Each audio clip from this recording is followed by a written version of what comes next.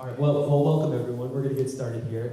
Thank you all for coming today. We're very glad that you all made it in today to the Cultural Arts Center for our weekly program, Conversations and Coffee. This is a very special episode of Conversations and Coffee because we have an international artist with us today, all the way from Dresden, Germany. Stephanie Lüning comes to us from Dresden, and she was nice enough, working through Hammond Harkins Galleries, she was nice enough to share some of her artwork with us this past weekend during the Arts Festival. I hope some of you got to see this project in action last week. If not, we have a wonderful video to show how Stephanie creates her works. This all came about, at least our connection to Stephanie, a couple months ago. We got an email from the Arts Festival coordinators and said they had a wonderful artist who was going to be in town with Hammond Harkins Galleries, and they wondered if we might be able to work out some sort of installation. And we were curious, of course, and they went on to talk about some of the ice actions and foam installations, and we were kind of going, whoa, what is coming to the Cultural Arts Center? This just sounds really exciting. We eventually learned a little more about what an ice action is, and I'll let Stephanie explain that a little bit more.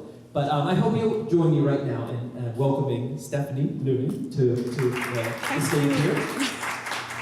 Stephanie, I hope you'll tell us all about, a little more about what installations are and what an ice action is, and describe that. But could you maybe start off and talk to us a little bit about your background as an artist? How you started out in this whole arts world? Hello, everyone, and thanks for having me. And thanks to the Cultural Arts Center and to Hammond Harkins to making this all possible. I wanted to talk a little bit about my background, how it all started, where I came from. I'm a painter, but I also work three-dimensional and performative and documentation-wise when I record actions that I did, because a lot of the time I use temporary material. And so the traces are gone afterwards, and the only thing that is left is a video of the action that I did. My main focus in my whole artwork is are borders. Yeah, how one thing influences another.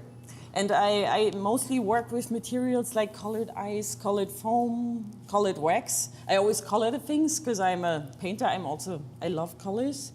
So, and I try to figure out, because those things, the materials that I use, they have this physical ability to change their physical consistency.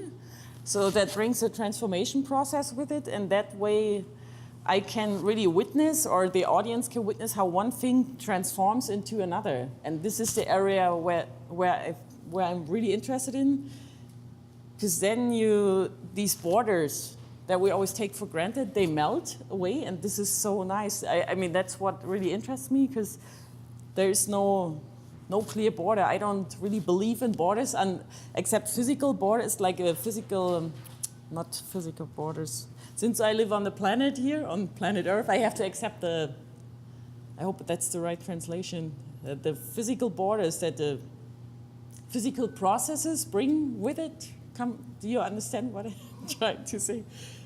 And financial borders, of course, otherwise I would work much in bigger scale. But a lot of borders are just arbitrary, right? We just kind of draw them on a map, or we kind of... Yeah, because they're all made up. I mean, country borders, right. All kinds of borders, or personal borders. As soon as I meet someone, borders shift. They move back and forth all the time. Do I like the person? Do I don't like it?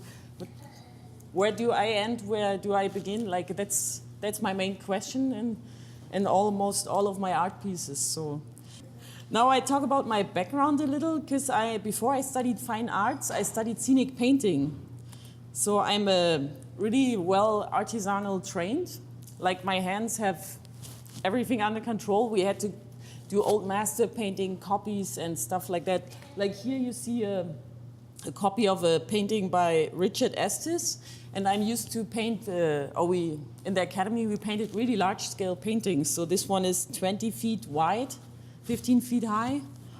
I just show a few paintings so you know where I come from. Because when I was younger, I was always interested in learning how to paint. So that's what I got there with the scenic painting. I learned how to paint, and I learned how to work in large scales and to always have like an overview over the whole painting, because we usually paint on the ground. And that's how And then you walk across your painting and you have a paintbrush in your hand. And so those are a few paintings of artworks that I copied during my first studies. And then I decided to study fine arts because I didn't like to copy stuff.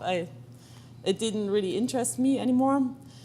So I studied fine arts and I started to study it.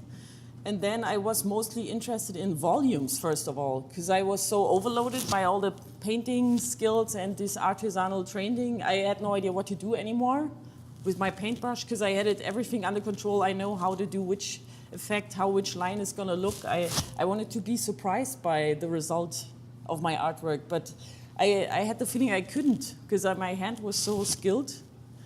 And so first I did a lot of artworks that had to do with volumes.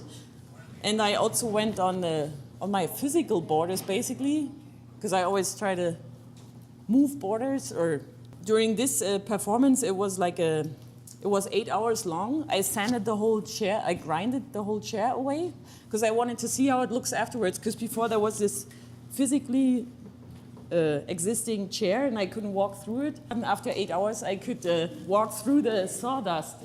The chair was gone. So that's you right there? That's me, yeah. That's, right. That's still out of the film documentation. And I really like it. That's the same thing again. It's this positive negative in this way, kind of I'm shaping the chair. During the exhibition situation, I just poured the sawdust on the ground and I wrote the word chair in German on the ground. That was like how I exhibited the leftovers of that action. So that's another piece of mine. It also has to do with volumes and borders that I don't accept. First I had this idea or kind of a vision idea, whatever, to push the chair in the table.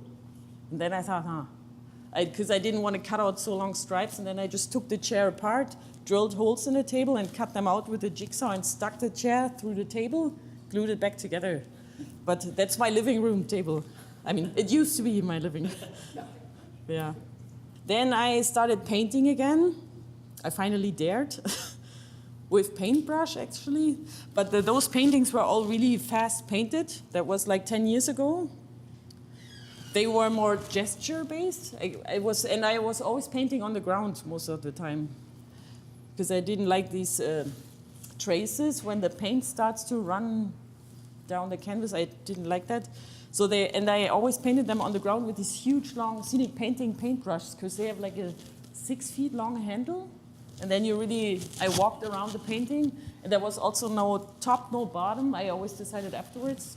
But I never exhibited those because I thought the painting was nice, the process of the painting, but every time the paint was dry, I thought, and that's it now? Like, I couldn't, there was no truth for me somehow. Something was missing. And I realized then, because I did all kinds of stuff in my atelier. Like here I painted a blue spot and a brown spot, and then I painted both colors on top of each other. So a little conceptual. And I experimented a lot. I threw paintbrush on the canvas. I was moving the canvas while I was painting and the other way around. I tried all kinds of stuff. Or I took clay, the little piles of clay, put them in my paint bucket, grabbed them, and then threw those on the canvas. I tried all kinds of stuff, and then I realized that the process of how to paint interests me more than the actual result. And then I had here I poured paint. I started pouring paint on paper. And here that's the positive negative thing. I poured the white ink on the black paper and put it in a white frame, and then the other way around. And those are the first ice cube paintings that I did, and they're like on little, for my scale, little sheets of paper. And then that was kind of like that brings you to the next step, kind of, like something where you understand something. And back then, I watched the ice cubes melting. I colored water, froze them in little ice cube containers, and then they melted. And then I connected those little puddles with a finger. Back then, I was still interfering with the process. I was just like connecting puddles with each other, where I saw a connection in some way. And then I thought, because I was so big and this tiny piece of paper was so small, so I still had all this overview. But then I decided to work large scale, like in a larger scale, so I would lose the control a little more, because with this scenic painting background, I'm so used to these large scale paintings, and that's why I wanted to get lost in my own painting. Basically, I wanted to be wanted it to be so big that I also don't have it under control anymore. So I did the same thing with ice cubes, but in a much larger scale. I think every ice block is like 18 gallons or something. And here, for this annual exhibition of the Art Academy, they offered me that room that was, how big? I don't know. It was a big room, 25 feet by 25 feet. And then I could color the floor. So I used the whole room as a piece of paper or as a canvas, basically. But I was still interfering. Then I started to push the ice blocks around and paint my painting. So that was partly uncontrolled, partly controlled. Yeah, and then the ice blocks melted away. I think it lasted 3 days, and then the whole paint dried off of the ground. I always start, my ideas develop pretty playful. Like I'm almost like a child. When it comes to ideas, I just grab whatever I find or material that I find interesting. But most of the time, like I said at the beginning, I end up with materials that have this ability to transform, and that changes the materials that change their shapes. So in the bathtub, I had the idea to do something with foam. And then I discovered these foam machines that they use for foam parties or something. And then I thought, oh, that's cool. You could color, you could dye the foam. And then I did my first foam action. And that diameter of this, that was the test run that we did at our Art Academy. What the diameter, 14? I always have to calculate. About 50 by 50 feet wide. That's the diameter of this thing. So I always worked with the cyan, magenta, yellow colors, because they basically capture every possible color. You can mix all kinds of colors, like basically every color out of this one, out of these 3 primary colors. So I put the colors in the tanks and these canisters, and then I used a garden hose adapter that you use to, I think, usually you connect your water here, and then you split your adapter, splits it into 4 hoses to water your garden. And I use it the other way around. So those colors feed the pump, and the pump leads to the foam machine. And I use the adapter because I could close and open the paint, the colors. So I use it as like a color DJ. Kind of, I could blend the colors while I did the action. So that was nice. It always depends on the weather and the humidity. Yeah, and then also the wind. I mean, the nice thing is what I like with these works outside. Because if it's a difference if you work in a white cube gallery and you just exhibit something, first of all, that's not moving anymore, or if you have something that develops on its own anyway, and it's in this huge negative form again that I was talking about, because the environment is like the negative, and there are so many factors that add up. Like there are people that want to run through the foam, and then it could start raining, or sometimes the wind came and blew the whole art piece away. Those are all factors that happen during those actions, but those are factors that I like, because you never know what comes out of it. It always looks different. Or like here, I put the foam machine right way too close to the wall, so this way you have this kind of like egg-shaped kind of, because I didn't know it would be so big. That was the first time I ever tried it. But that was nice because the shape of the building kind of shaped the art piece or the painting. For me, those are all paintings, so that's paintings in public spaces. I just flipped through the pictures now without. That was afterwards, like when the foam sunk together, and then the wind came and blew it all away, and then the foam shrinks because the water runs to the bottom, and then the foam shrinks and the colors get more intense. It almost looks like after a kid's birthday party, like like pop balloons or something. Yeah. Well, here they invited us, I think, 12 artists to do artwork in a smaller town. And every farmer offered their place. Every artist got one farmer on their hand so we could work together. And then the guy said, okay, you can do stuff here. And first, but he was pretty brave because he didn't ask many questions. He said, sure, you can do that on the top floor. And then I did that. And then he was really proud at the end that the foam thing happened at his place. So I filled up the whole top floor with the foam, and then the foam squeezed out of the opening. It's again this positive, negative, but I protected everything with plastic and stuff because he wanted to reuse it afterward. I mean, still use the building afterwards. It's another foam action on top of a car park, where you see the wind also in these pictures. That was basically like an open space with just the world as a negative form, kind of. And here you see the wind again, moving stuff around. And that was my first solo exhibition that I did in Berlin. At first I thought, I'm gonna show all the artwork that I ever done, and so on. But then I decided, no, I'm gonna do one thing, and it's gonna be a big art piece, and I really like the glass. The display. I liked it would be nice to use that. And then we built this artificial wall in here. And on the right-hand side, I had my techniques stored, and then my technologies stored. And then I filled up the rest of the gallery space with foam, so people couldn't actually go inside the gallery. They had to stay outside and could watch it from outside, could witness it outside. And that's the nice thing with the foam. You can really see it growing and developing. And with the ice, it's also like it's going from 3-dimensional into 2-dimensional, and you can witness that. But of course, the ice is much slower when it. Many artists sell their work.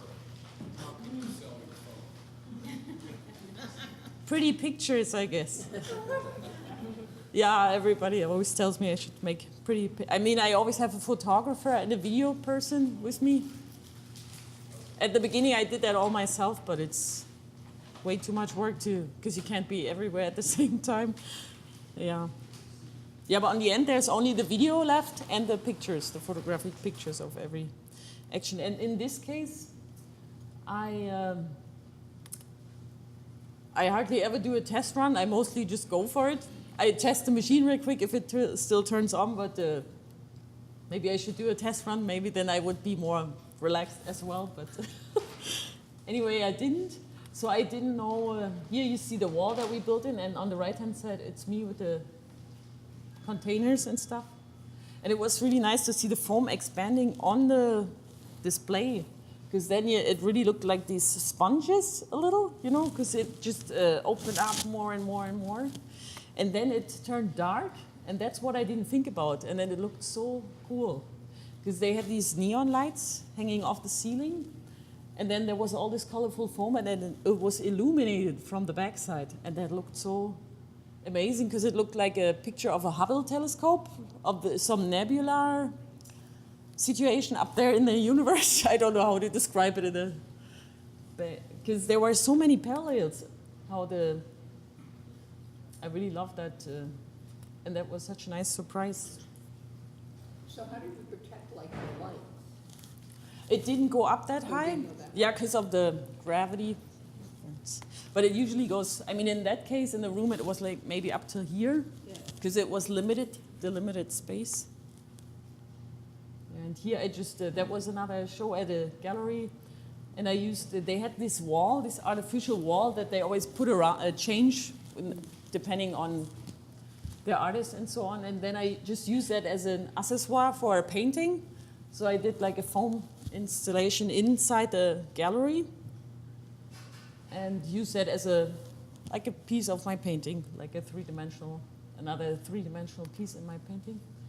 And that was the first time that I really exhibited traces of a foam action, where you could really see the traces after the action. And also the first time I had real people in my painting, walking through the painting, basically. How long did it take for the phone to get to that flat surface where they were walking through? It really depends. Sometimes it just takes 1 hour, sometimes a whole day. It always depends on the humidity. Yeah. Here I did an ice cake installation, for an opening. I thought that would be I saw this nice picture in my mind with this white carpet and the black cake. I call it because I have a bunch of these old antique cake forms from my mom. And I like the pretty shape, so I filled it up with colored water and with black ink. And then during the opening, I was carrying it to the table, and then I set it on the table, and then it melted away during the opening. And then the cake was, turned into the painting. And I also did that with a white cake, where I use milk, because the milk is the best white color when it comes to melting. I figured, because I tried so many different colors and it didn't work. That's another huge watercolor painting that I did, but it wasn't based on a photo yet. So in the past, I always just worked with cyan, magenta, yellow, and just put them basically symmetrical above the canvas or the big piece of paper, like in this case. So every color has the same chance to express itself or to grow and develop. It's always like the case, like one artist or one art piece leads to another somehow. I mean, every time I do stuff, I understand something else for the next project. And then I came up with this idea to do what I did here for 1 week ago, to use actual paintings that my ice installations are based on. I show a few pictures, so maybe that's easier. That's a painting that is based on a photo that I took in New York City last year. It's usually always, it's a little stretched on this monitor. In reality, it's all a little skinnier, like that. So I basically split, let's take this painting, because this is on the back wall here. I split that the picture of that painting into these layers, cyan, magenta, yellow, and black, and then I can, with a computer program, I can calculate the average saturation of all the pixels there are in the painting. I can calculate the saturation of cyan, magenta, yellow, and then I basically use the same saturation that a printer would use to reproduce the painting in original size, but I compress it all in one ice block. And then I locate the ice blocks where the saturation in the painting is the highest. That's where they are located, and that's the same thing I did over there. So it basically transforms the whole picture, even though it has the same condition, like the same material, but it's totally transformed, because of course the result always looks totally different. So those are a few. This one is based on this picture of a refugee camp in North France, in Calais. So that's how it turned out. And then I came to this piece here, and that actually was based on a portrait, on a black and white portrait. But then it turned out how it turned out. And then I looked at it and I thought, this looks so much like a paramecium. And then because I always saw, every time the paintings, I go backwards some more, because the way the paintings develop and grow, how the ice is melting and then the paint soaks into the canvas, because I always use unprimed canvas, so the paint can really soak into the canvas. And the way it reacts, sometimes it's really like a water in a landscape, like the larger scale, because in this case you had, I just go back to this one. Because here it almost looks like fjords in Norway or something. Because this canvas was primed with a fire-resistant salt liquid, kind of. And the moment all this water was melting, and then it touched the canvas, and then it soaked up, it washed out the salt. And that's why there were these little islands of salt left here in between, you have all these, that was like a salty crust, and it was even a little glittery. But I thought it's so nice to see this parallel between my small ice actions on the earth and then this huge landscapes in reality, because it does the same thing in the microcosmos. Yeah, with the paramecium. And then I realized that when you have, because this one is so separated it's just a single creature on a canvas, I call it. And then I realized they're all like little creatures, these ones, and that they are so much like little organisms or like cellular living beings, single cellular. And then I started to locate the ice blocks in certain compositions. And here I always like to use the life-size canvas kind of, because I hang these in an exhibition. I hang these very low, so it gets really intimate and personal, because they really have this size. The canvas is like, and you really have this the feeling there's somebody standing in front of you, because it's like so this is called you and this is called me. But they skinnier on my monitor. That's a triptychon, like you, me, and us. That was my first personal work, or like more personal than before. So, and then I started to, because of course one thing always brings me to the next one, so I started to look more for this microcosmos. And then I looked at tons of pictures from the scanning electron microscope, and where you see, they looked so much like my art pieces. As soon as I looked online, I checked so many pictures, and I thought I saw all these parallels between my arts, because I also worked with colored soap bubbles and so on, and how they attract each other when they land. Because I worked with these colored soap bubbles, and the paper was laying on the ground again, and when they land, and how they attract each other, and how they build like a community. They really look like small communities on the paper.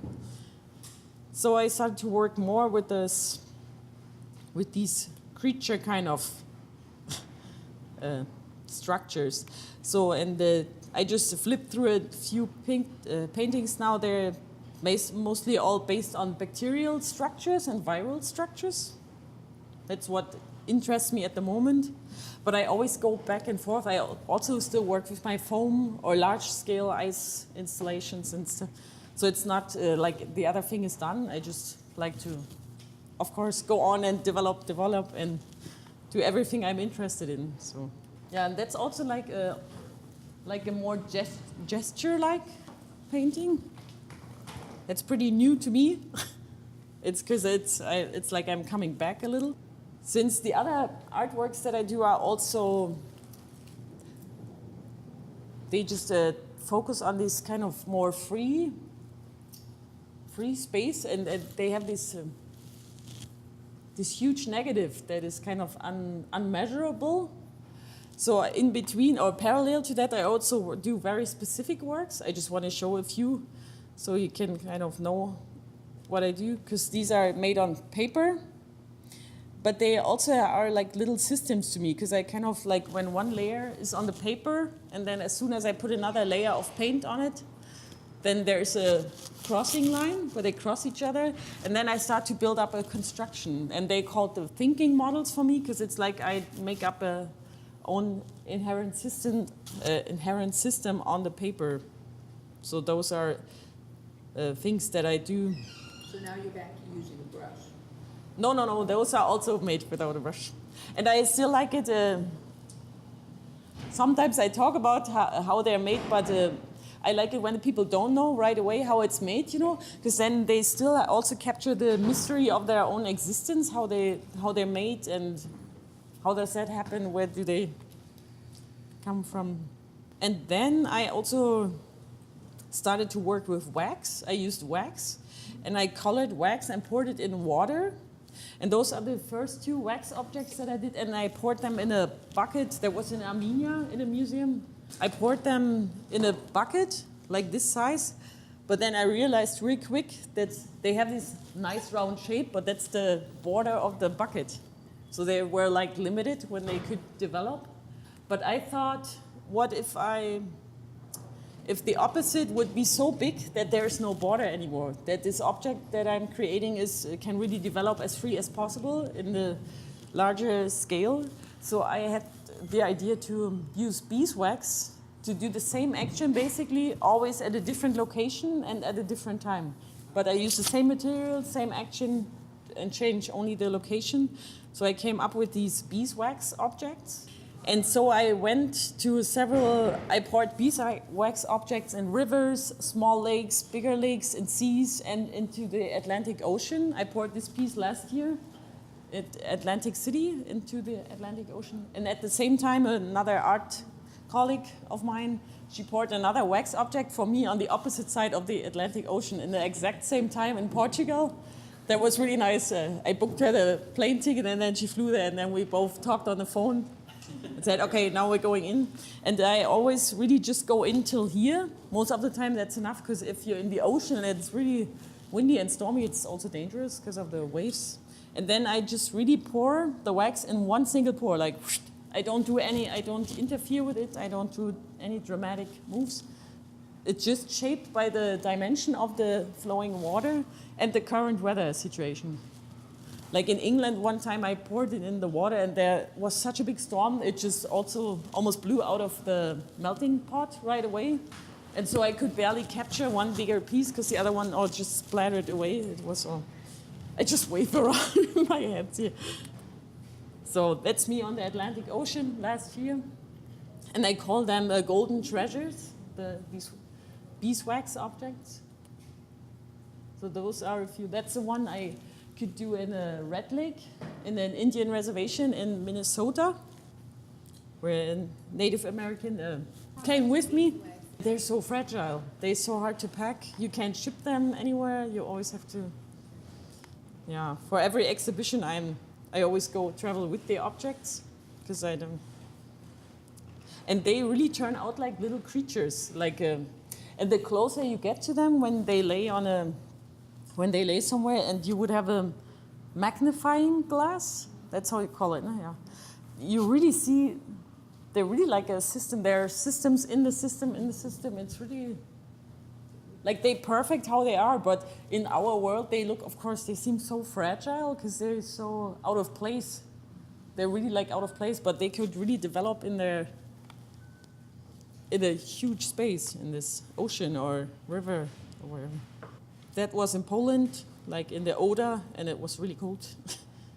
That's an exhibition situation here, how I exhibit them, because I always build these brass pedestals. So each pedestal is based on the size of the object, since I don't know how big it's going to be. And the title of each object is the longitude and the latitude. I pound the coordinates inside the brass, and then I kind of bend the brass and fold it together. So I trim it with a metal cutter and then bend it and fold it together, and then I put the object on top of it. And I like these pedestals because the objects are so fragile, and this sharp corner of the brass even supports this fragility. Yeah, and also the objects go inside the pedestal. That's also interesting because they don't just lay on top of it. They because they're hollow. They're just like a cylinder, kind of like an empty cylinder. So that was the one in Portugal. That was from the Rhine in Cologne. And that was at a very tiny river close to my parents' place. So I only started to work on canvas or on canvas or paper like 2 or 3 years ago and really exhibit those because I like that way because you can still read the process in the painting. It's not like it kind of brings the process of its own existence with it. It inherits that, and that's what I really like, because that's different. Because that was the first time I really felt comfortable exhibiting a canvas or like a cotton. I mostly work on cotton. But. Yeah, let's say thanks to Thank Stephanie. you. Thanks for having me.